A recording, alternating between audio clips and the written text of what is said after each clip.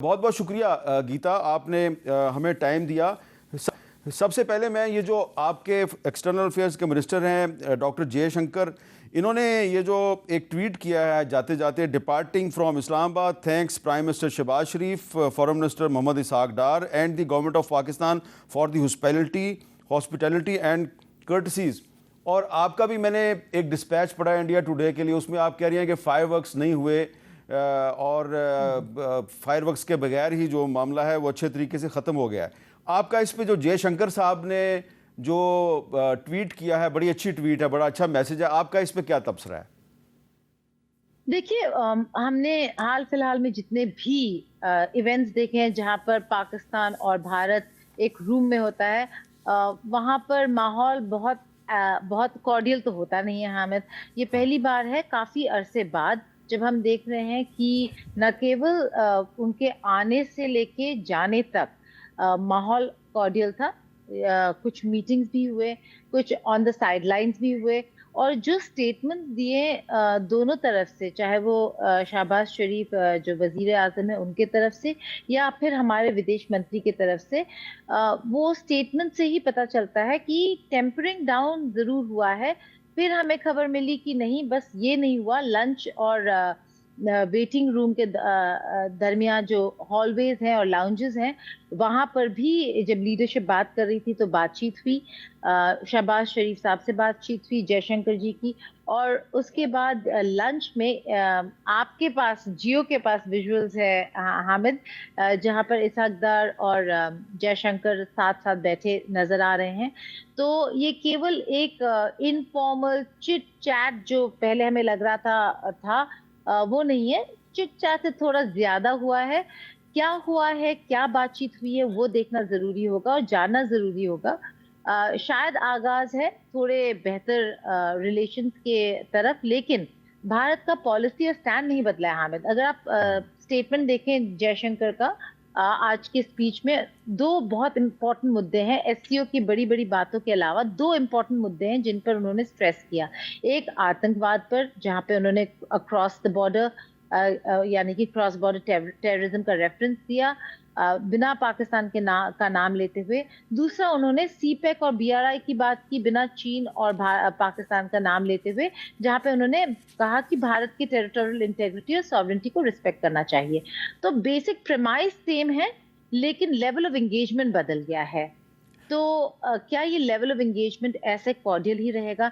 एक और छोटी सी चीज before I toss back to you, हमने देखा है कि जो सरकारें हैं, सरकारों का भी बहुत असर होता है रिश्तों पर। जब जब इमरान खान की सरकार के दौरान काफी ज्यादा जो एक्रोमोनियस रिलेशनशिप था वो बढ़ गया था। फिर आपने कोalition में देखा, बिलावल भुट्टो थे फॉरेन मिनिस्टर, गोवा आए, लेकिन एक्सचेंज ऑफ वर्ड्स और वॉर ऑफ वर्ड्स तो इतने ज्यादा खराब थे कि वहां पे तो बिलावल भुट्टो जरदारी को ये मौका ही नहीं मिला कि वो ऐसा ट्वीट भी कर सके कि thank you for the hospitality and courtesy. तो अच्छा। यहाँ पर कहीं ना कहीं शरीफ फैमिली का जो टेक है भारत और पाकिस्तान के रिश्तों को बेहतर करने का, शायद उसका भी एक रोल रहा है। एससीओ के लिए आए, यही बड़ी बात थी। ऐसा लग रहा था कि वर्चुअली ज्वाइन करने वाले हैं, लेकिन आए और अपनी बात आगे रखी, लीडरशिप से मिले, और अब ऐसा लग रहा है चिट चैट से ज्यादा कुछ बात हुई है। देखना ये होगा कि बात क्या हुई। अच्छा गीता, हमारे साथ प्राइम मिनिस्टर के एडवाइज़र फॉर भी मौजूद हैं, बैरिस्टर अकील मलिक साहब, जो कि मेंबर हैं पार्लियामेंट के भी। अकील मलिक साहब, आपने गीता की बात सुनी, आप का क्या ख्याल है कि जो डॉक्टर जयशंकर हैं उनका जो एटीट्यूड था वो बहुत मुनासिब रहा? उन्होंने फायरवर्क्स नहीं किए, अगर वो चाहते तो अपनी स्टेटमेंट में या अपनी स्पीच में कुछ थोड़ी सी ज़्यादा बातें भी कर सकते थे।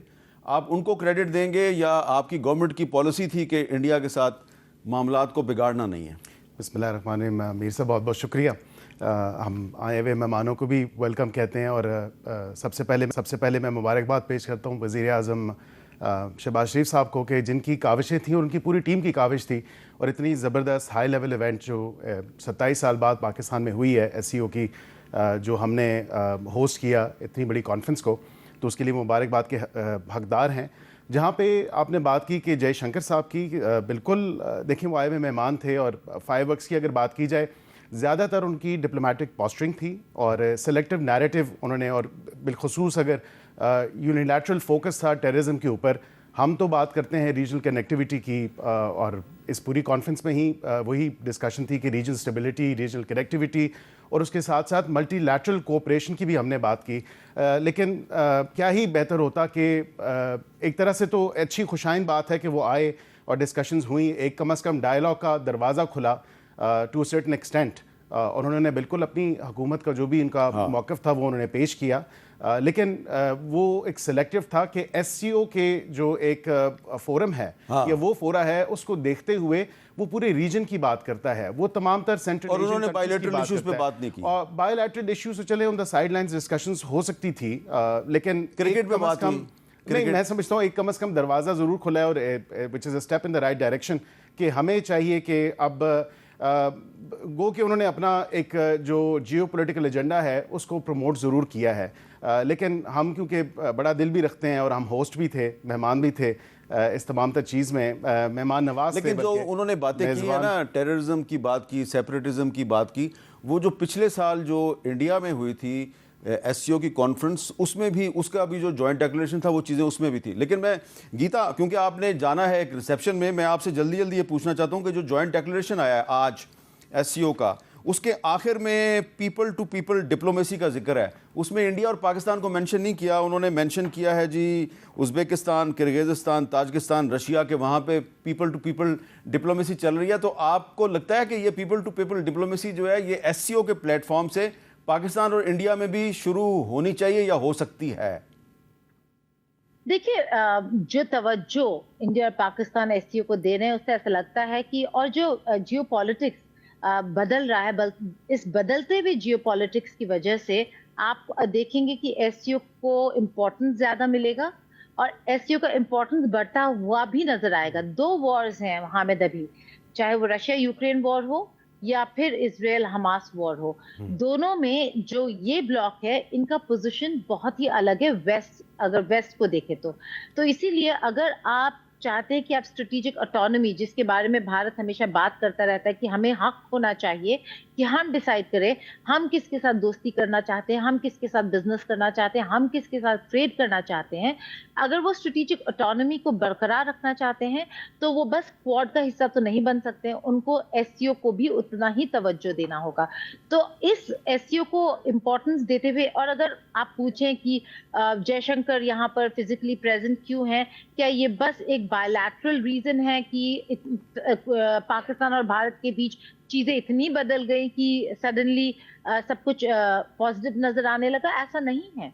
एससीओ का ही बहुत बड़ा और अहम रोल है इसमें। चीन और रूस का इस कमरे में होना और उनका ये कहना, जब 2017 में पाकिस्तान और इंडिया न्यूएस्ट मेंबर्स बन रहे थे तो ये शर्त थी कि आप अपने बायलैटरल इश्यूज की वजह से एससीओ को डिरेल नहीं कर सकते हैं।